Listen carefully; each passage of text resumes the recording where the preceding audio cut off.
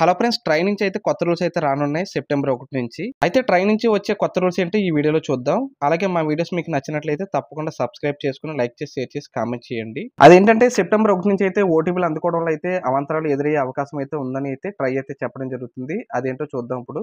Spam మెసేజ్ల నివారణకు try అయితే తీసుకొచ్చిన కొత్త నిబంధనలు, కొత్త సమస్యలను తెచ్చిపెట్టే సూచనలు అయితే కనిపిస్తున్నాయి. బ్యాంకులు, ఆర్థిక సంస్థలు, ఈ-కామర్స్ సంస్థల నుంచి మనకొచ్చే ఓటీపీల విషయంలో అవాంతరాలు ఎదురయ్యే అవకాశాలు అయితే ఉన్నాయి. దీంతో గడువు కావాలని అయితే టెల్కో కోరుతుండగా అందుకు ట్రై అయితే సంపూర్ణంగా లేదని అయితే తెలుస్తుంది.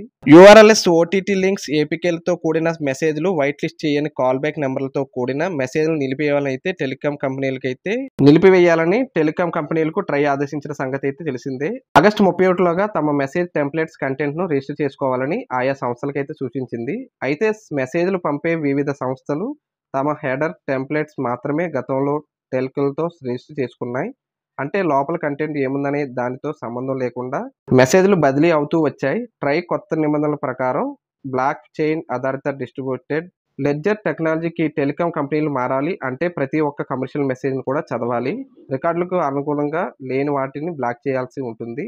సెప్టెంబర్ 1 నుంచి వీటిని అమలు చేయాల్సి ఉన్న నేపథ్యంలో గడువు పెంచాలని అయితే ఎయిర్టెల్, జియో, వడాఫోన్, ట్రైన్ అయితే కోరుతున్నాయి.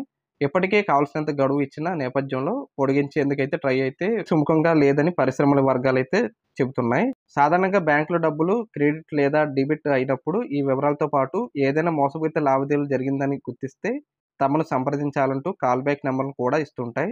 గడువులోగా ఆ మెసేజ్లు వెయిట్ లిస్ట్ చేయకపోతే ఆ మెసేజ్లు అయితే నిలిచిపోయే అవకాశాలు అయితే ఉన్నాయి. అలాగే తెలియని వ్యక్తికి ఓటీపీలు షేర్ చేయడం కానీ, లేకపోతే తెలియని వెబ్సైట్లలో మనం ఓటీపీలు సెండ్ చేయడం కానీ, ఇంకా వాట్సాప్లో వచ్చే లింక్స్ కానీ, ఇంకా క్రోమ్లో ఏపీకే బల్స్ డౌన్లోడ్ చేయడం కానీ అటువంటి అయితే చేయకండి.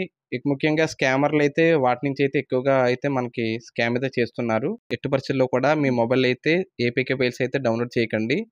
మీకు ప్లే స్టోర్లో అయితే డౌన్లోడ్ చేసుకోండి. ప్లే స్టోర్లో అయితే ఎటువంటి ఇబ్బంది అయితే ఉండదు. క్రోమ్లో దొరికే ఏపీకే ఫైల్స్ అయితే ఎట్టి పరిస్థితుల్లో అయితే డౌన్లోడ్ అయితే చేయకండి. అలాగే నార్మల్ మెసేజ్లో వచ్చే స్పామ్ మెసేజ్లో వచ్చే లింకులు కూడా క్లిక్ చేయకండి. వాటి ద్వారా కూడా స్కామ్ అయితే జరిగే అవకాశాలు ఉన్నాయి.